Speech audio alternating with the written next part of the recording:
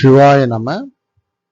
உய்ய வல்லார்க்கு உயிர் சிவ ஞானமே, உய்ய வல்லார்க்கு உயிர் சிவ தெய்வமே, உய்ய வல்லார்க்கு ஒடுக்கம் பிரணவம், உய்ய வல்லார்க்கு உணர்வு உள்ளுணர்வு ஆகுமே என்று திருமந்திரத்தில் திருமூலர் நமக்கு அருள்கிறார்.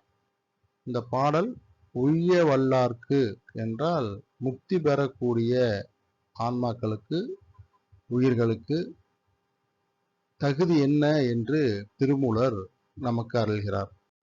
இப்பாடலின் முதல் வரி உய்ய வல்லார்க்கு உயிர் சிவ ஞானமே என்றால், உய்வடையும் தகுதி பெற்றவர்களுக்கு, தகுதி பெற்ற ஆன்மாக்களுக்கு அந்த உயிரானது சிவஞானமாக இருக்கும், இறைவனை பற்றிய மெய்யறிவு கொண்டதாக இருக்கும்.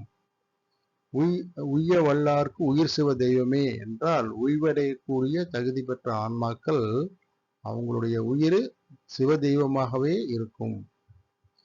உய்வடையக்கூடிய ஆன்மாக்கள் சிவ தெய்வமாகவே அது உயிர் இருக்கும் என்பது இரண்டாவது வரியினுடைய பொருள்.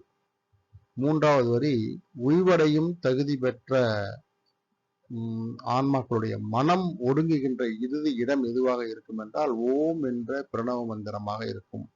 உய்ய வல்லார்க்கு ஒடுங்கும் பிரணவம் என்கிறார்.